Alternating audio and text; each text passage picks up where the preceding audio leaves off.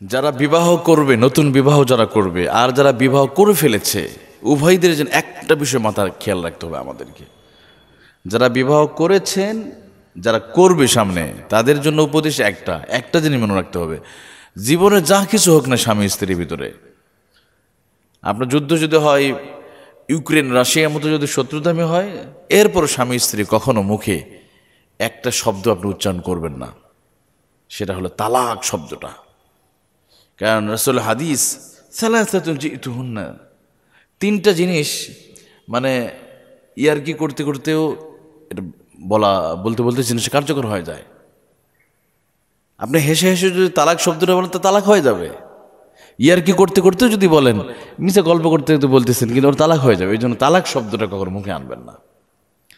যারা বিবাহ করেছেন তাদেরকে বলি, খবরদার এই শব্দটা কখনো আনবেন না। আর 30 বছরের একটা সংসার মুহূর্তের ভিতরে তালাক শব্দ বলে সংসার তছনছ করে হচ্ছে। বাংলাদেশে প্রতি মিনিটে মিনিটে তালাক হয়।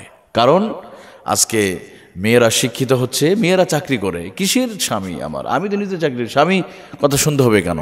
স্বামীর কথা কেন শুনতে হবে? অথচ ওই মেয়েরা চাকরি করতে গিয়ে বসের কথা শুনতেছে।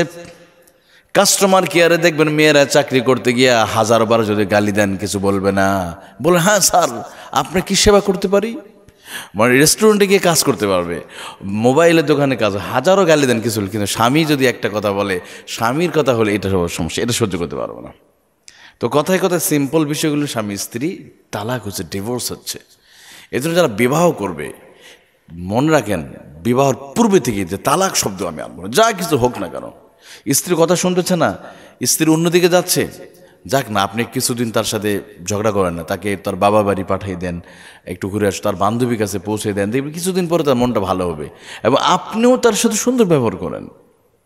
কিন্তু ঝগড়া করতে কথার পিঠে কথা হতে হতে একসময় ঝগড়া হয়ে যায়।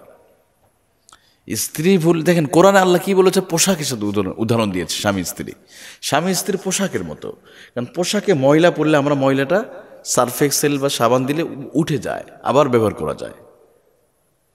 ঠিক তেমনি আল্লাহ রাব্বুল আলামিন স্বামী স্ত্রীকে পোশাকের সাথে তুলনা করলেন, হুন্না লিবাসুল লাকুম ওয়া আনতুম লিবাসুল লাহুন। স্বামী স্ত্রী একজন আরেকজনের পোশাকের মতো।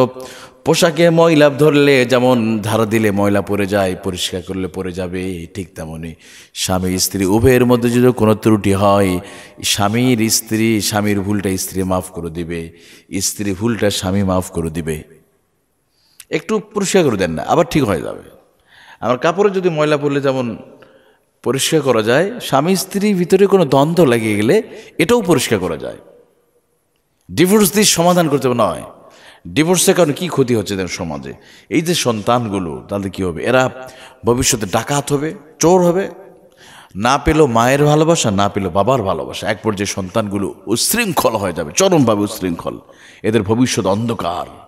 মা বাবার ভালোবাসা জানতে বঞ্চিত হবে, এ সন্তানগুলো ভয়ঙ্কর রূপ ধারণ করবে।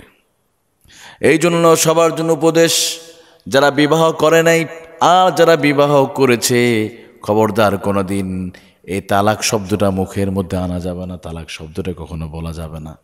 কারণ তালাক বলার কারণে আপনার সম্পর্ক নষ্ট হয়ে যাবে।